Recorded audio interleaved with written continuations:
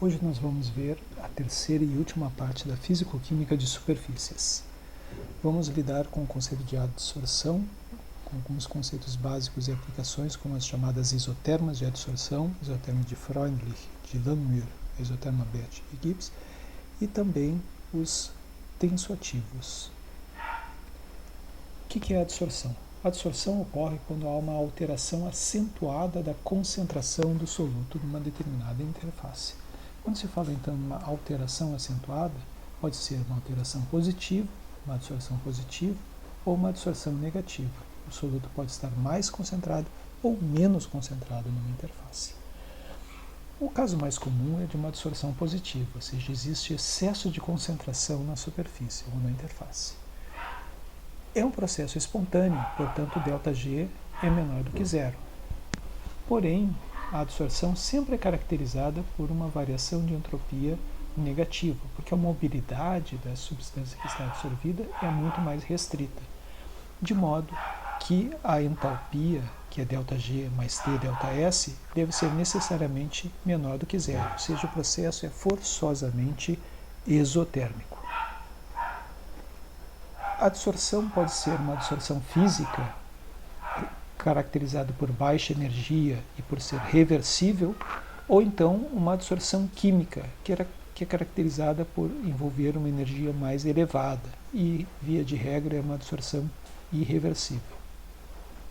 A adsorção é um dos processos mais importantes nos sistemas coloidais. É responsável pela estabilização ou instabilização de alguns sistemas coloidais. Para entender a adsorção física e química, nós podemos enxergar da seguinte maneira. Vamos imaginar uma molécula gasosa diatômica que está a uma distância relativamente grande de uma superfície metálica. À medida que a molécula vai se aproximando da superfície metálica, a energia de interação vai se tornando mais negativa até que atinge um mínimo, caracterizado na posição do equilíbrio, na qual ocorre a chamada adsorção física do gás diatômico aqui na superfície metálica. Qualquer tentativa de empurrar o gás mais para próximo da superfície vai levar a um aumento bastante acentuado da energia, ou seja, essa aqui é a posição de equilíbrio. A adsorção química é um pouco diferente. Vamos imaginar que em vez de termos o gás na forma diatômica, nós tenhamos na forma atômica, ou seja, existe aqui uma energia de dissociação envolvida. Os átomos, então, envolvidos se aproximam da superfície metálica e interagem com essa superfície num perfil de mínimo a uma determinada distância. Essa distância aqui envolve normalmente uma ligação química, é diferente disso aqui, que envolve apenas uma interação física, de forma que a energia aqui é muito mais negativa do que aqui. Esse gráfico aqui não está em escala, mas usualmente esse poço de energia aqui é várias dezenas de vezes mais profundo do que esse aqui. Nós também podemos ver que existe um cruzamento entre a curva da adsorção química e da adsorção física, significando que se nós tivermos um gás diatômico em adsorção física e a sua distância em relação à superfície metálica for diminuindo, vai chegar a um determinado ponto no qual vai se cruzar a curva de adsorção química. Isso aqui demanda uma pequena energia de ativação, que é muito pequena frente à energia real de dissociação do processo.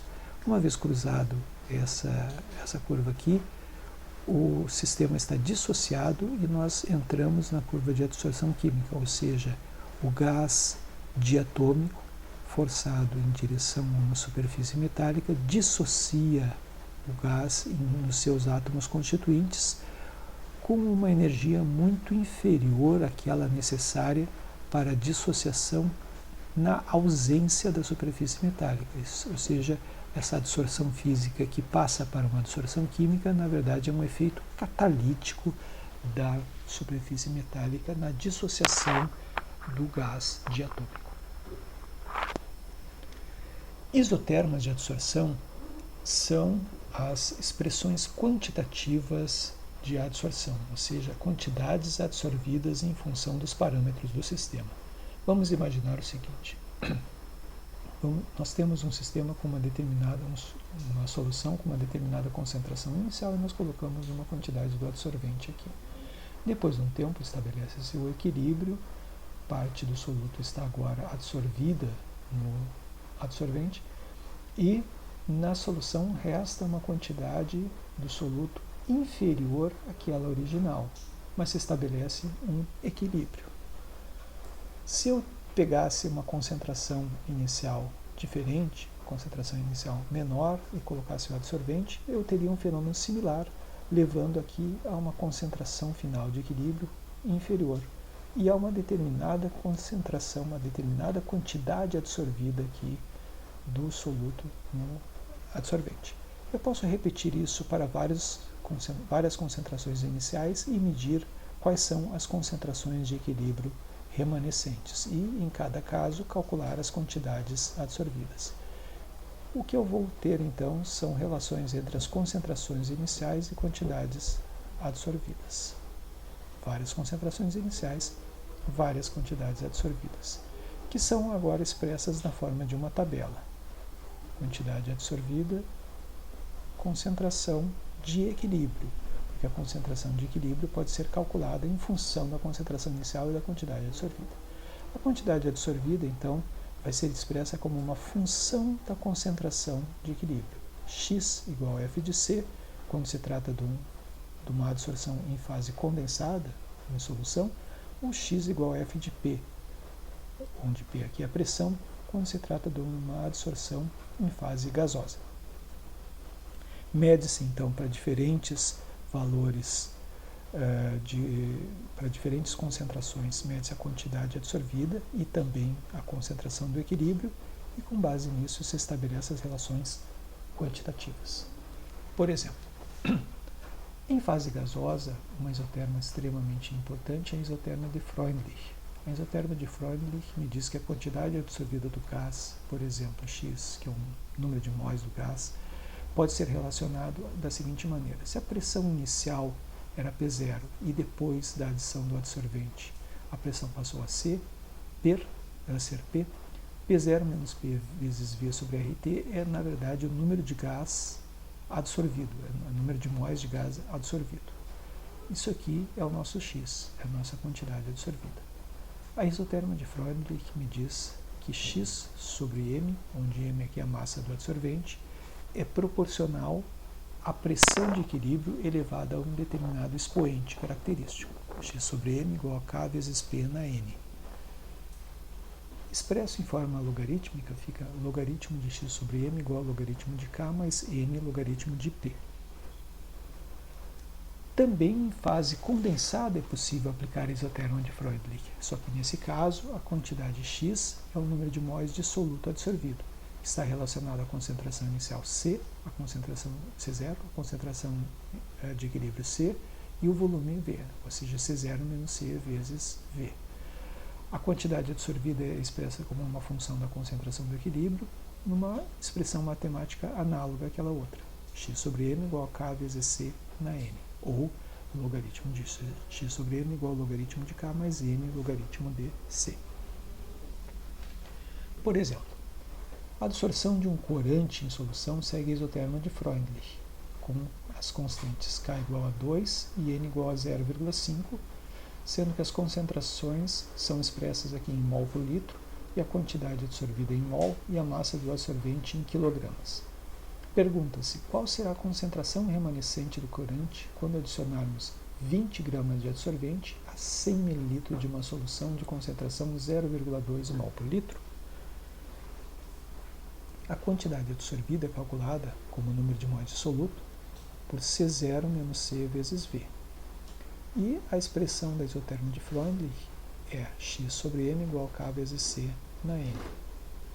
Aplicando isso aqui nessa equação, substituindo X por C0 menos C vezes V, temos C0 menos C vezes V sobre M igual a K vezes C na N. O N aqui é 0,5, ou seja, 1 meio. E substituindo pelos valores aqui expressos nos dados desse exercício, nós temos C0 igual a 0,2, volume igual a 0,1 litro, massa do adsorvente igual a 0,02 kg, igual a K, constante, vezes C, não meio. Essa equação é uma equação que permite a determinação da concentração de equilíbrio C. Mas é mais fácil fazer o seguinte, expressar todos os termos em C num lado e no outro lado e elevar ambos os membros ao quadrado. Aqui a gente vai encontrar então uma equação quadrática que pode ser resolvida por Bhaskara, resultando então que a concentração do equilíbrio é igual a 0,04 mol por litro. Uma outra descrição matemática do equilíbrio é chamada isoterma de Langmuir, que ela é extremamente importante para descrever a adsorção em monocamada. Vamos imaginar que o sistema é descrito como se fosse uma grade e que há uma fração ocupada representada pela letra grega θ. θ, então, é a fração ocupada.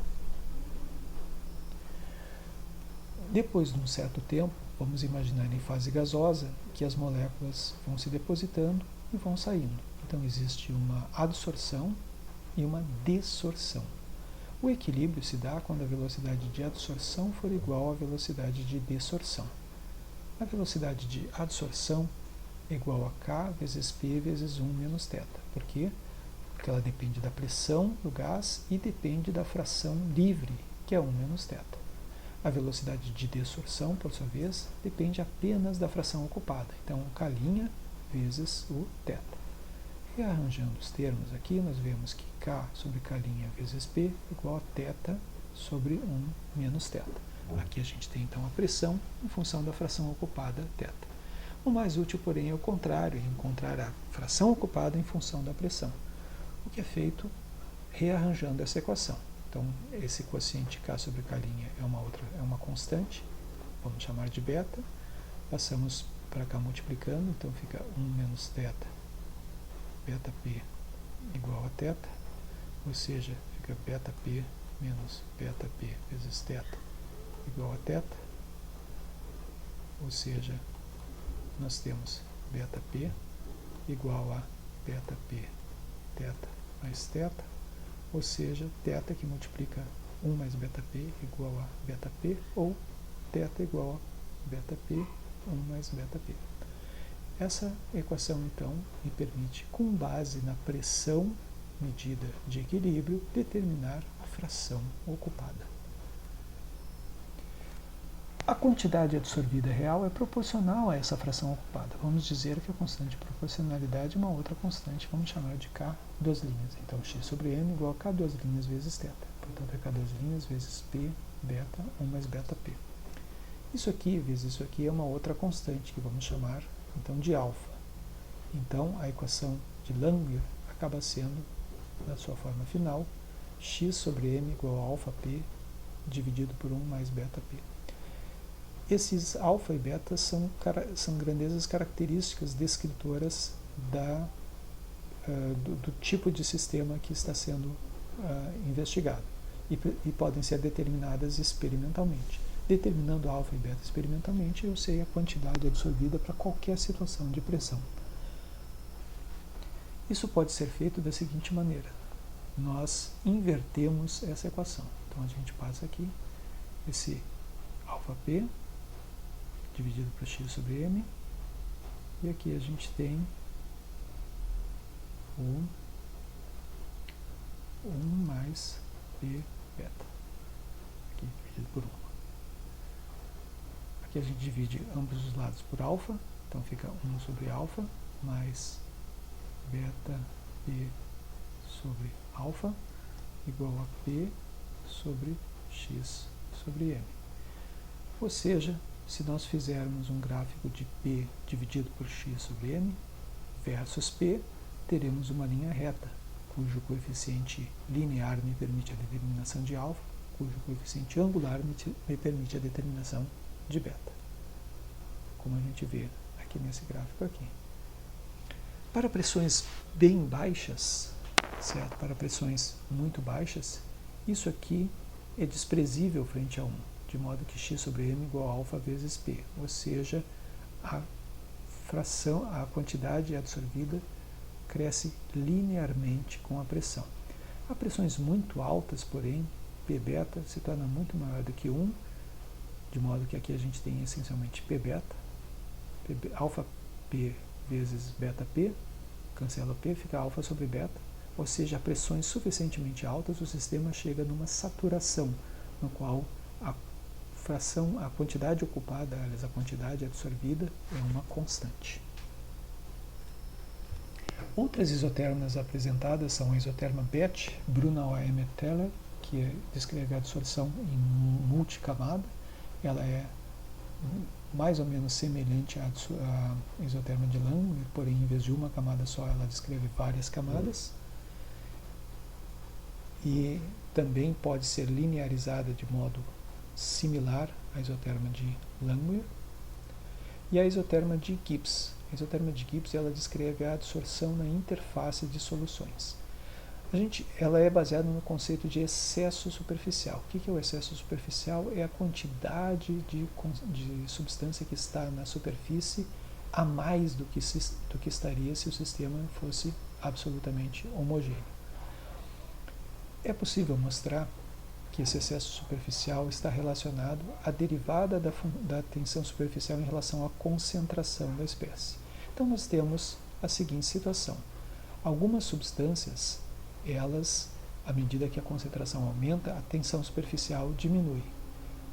Aquelas substâncias que apresentam esse comportamento apresentam, então, o chamado excesso positivo, porque se d gama dc é negativo e nós temos o sinal aqui, o gama maiúsculo é positivo. Excesso positivo significa concentração aumentada na interface. As substâncias que possuem concentração aumentada na interface, as substâncias que tendem a ficar na interface, elas diminuem a tensão superficial. Gama menor que zero implica d gama dc maior que zero. É o que a gente chama do excesso negativo, aquelas substâncias que tendem a ter uma concentração diminuída na interface, ou seja, substâncias que fogem da interface, por assim dizer. Essas aí, elas aumentam a tensão superficial. Então aqui a gente tem, por exemplo, substâncias do tipo 1, sacarose, sais, eletrólitos fortes. Nesse caso aqui, nós temos excesso negativo, concentração diminuída na interface, aumentam a tensão superficial. Tipo 2 são aquelas que possuem, então, excesso positivo, concentração aumentada na interface. Por exemplo, eletrólitos, não eletrólitos e eletrólitos fracos. Vão diminuir a tensão superficial de gama dc menor que zero. Mas, em alguns casos, a diminuição da tensão superficial é muito acentuada. Como nesse caso aqui, essa diminuição da tensão superficial, ou seja, a tensão superficial essencialmente despenca, é o chamado tipo 3, que são os tensoativos. Os tensoativos, eles são, esse caso aqui, elevado ao extremo, ou seja, existe um grande excesso positivo, um aumento, uma concentração extremamente aumentada na interface e uma diminuição bastante acentuada da tensão superficial. E, de fato, os tensoativos são aqueles solutos que se acumulam na interface e vão interagir com ambas as fases. Eles diminuem dessa forma a tensão superficial ou interfacial porque eles compatibilizam, por assim dizer, ambas as fases. Normalmente são moléculas que possuem uma porção polar e uma porção apolar, sendo que a porção polar interage com água ou solventes aquosos e a porção apolar interage com líquidos hidrofóbicos.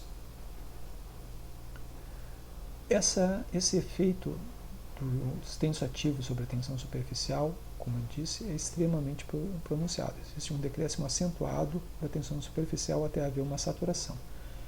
O patamar no qual ocorre essa saturação é aquele patamar no qual todas as moléculas já saturaram a superfície e passam a formar estruturas internas, que são as micelas. É a chamada concentração micelar crítica. Na concentração micelar crítica, então, formam-se essas micelas, essas estruturas aqui no interior do sistema, E a determinação da concentração micelar crítica pode ser feita de várias maneiras, dentre outras, como mostrado, pelo comportamento da tensão superficial em função do aumento da concentração. Micelas podem existir em diferentes formas, como micelas esféricas, micelas em forma de bastão, micelas lamelares. Grande parte das micelas de efeitos de importância biológica são de moléculas tensoativos e surfactantes que apresentam, por exemplo, ácidos graxos com fosfatos aqui. Então nós temos uma região hidrofílica, onde aqui, por exemplo, temos o grupo colina, um grupo fosfato e um glicerol, e regiões hidrofóbicas de cadeias de ácidos graxos. Por último, nós vamos analisar o efeito chamado pressão de superfície dos filmes superficiais. A presença de soluto leva a uma diminuição da tensão superficial, e essa diminuição da tensão superficial leva a uma possibilidade de alteração do sistema, movimentação do sistema, chamada pressão de superfície. Essa pressão de superfície, então, pode ser medida, determinada experimentalmente. E, finalmente, as diferentes estruturas de tensoativos e de micelas podem, em determinadas concentrações, levar à formação de superestruturas mais complexas. E essas superestruturas mais complexas, de emulsões, fases lamelares, etc., são descritas em diagramas ternários: água, surfactante e óleo.